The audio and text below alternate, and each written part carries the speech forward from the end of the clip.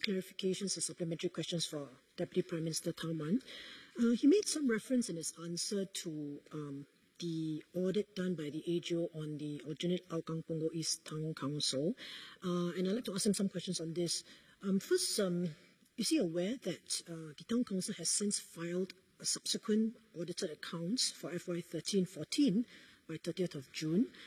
Secondly, can he confirm if he has read those accounts? Third, the auditors that audited our accounts, which were recently submitted on 30th June, is he not aware that out of the 13 disclaimers that were put into our previous accounts, the auditors have confirmed that only 3 remain unresolved?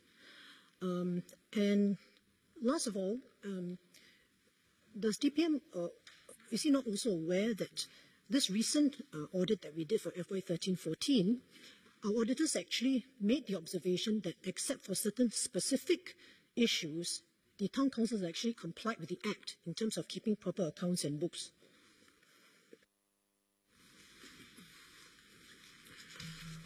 I have been reading the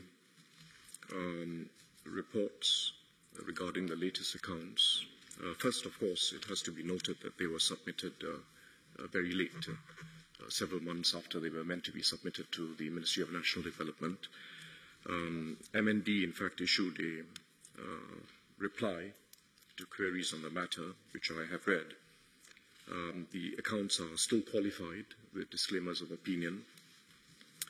They are qualified on several counts. First, I should note also that these are new auditors appointed by AHPTC, and they had flagged 8 different areas of concern involving non-compliance with legal and regulatory requirements. 8 areas where there were non-compliance. And these were fairly basic areas. They were not minor areas of infraction. There were still matters to do with related party transactions, quite significant matters. There were lapses with regard to transfer to sinking funds, which is an extremely important matter for all town councils. Failure to transfer monies to sinking funds when due is really putting the house at risk. It's really putting the house at risk. The transfers that HPTC made, according to its own auditor's report, were late. And as you recall from the AGO's previous report, errors were discovered in the computations only after AGO's audit. So there's something seriously wrong there.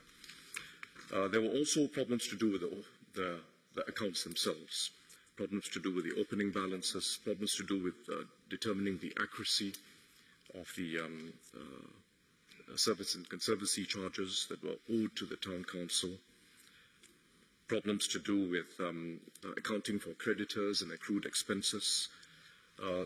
So it's not something to be whitewashed. When the house is structurally unsafe, one doesn't just go and put a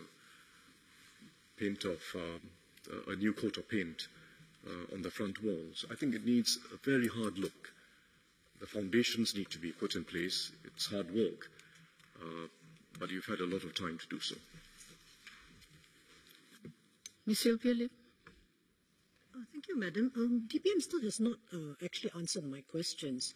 Whether he accepts that in the FY 13-14 accounts, which our auditors approved, that they have noted that out of the 13 disclaimers from the past, only 3 remain unresolved.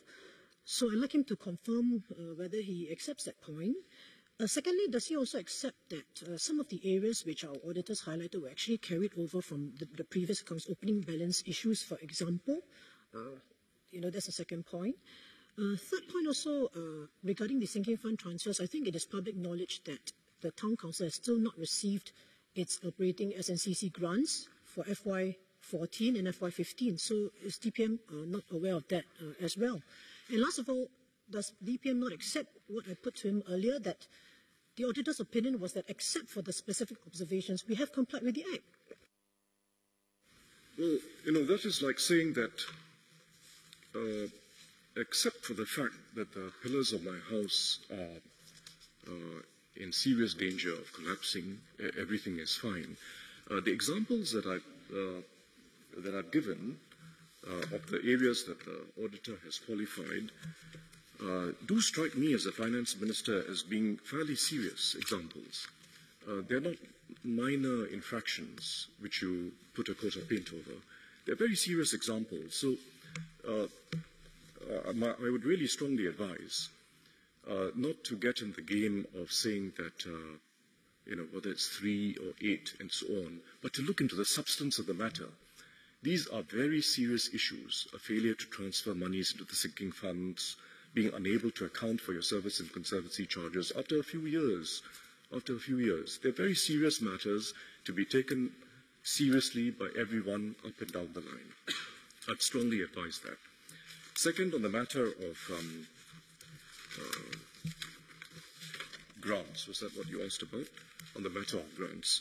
Well, here again I've looked at MND's statement on the matter, which I have in front of you. I'm sorry to have to go through it again, but I'll have to take you through the key issues. First, HPTC had made a rather unusual request that the MND grants, which ought to be split, going by the normal rules and procedures, ought to be split between sinking fund and the operating fund. HPTC made an unusual request for all the monies to go to the sinking fund. And MND, despite the unusualness of this request, said it is prepared to consider this suggestion and merely asked for some information, cash flow information, to ensure that if MND does as requested, the delivery of essential services would not be compromised. That was an entirely reasonable request by MND. They are willing to entertain the suggestion you made, but they would like some information to make sure that the delivery of essential services is not compromised. HPTC has not answered these questions. They're very reasonable questions, legitimate questions, and it has not answered these questions. And this is exactly the same thing as what happened in 2014. It's exactly the same thing. I think you will also know, and I don't have my materials in front of me, you'll also know that what is owing from the operating fund to the sinking fund is actually a very substantial sum. Even if you take into account MND's grants, which MND is willing to discuss with you, and you have part of the MND grant that has to properly go into the sinking fund, another part which goes into the operating fund, the amount that is owed to the sinking fund from the operating fund would not be solved by MND grants. There's a more fundamental problem.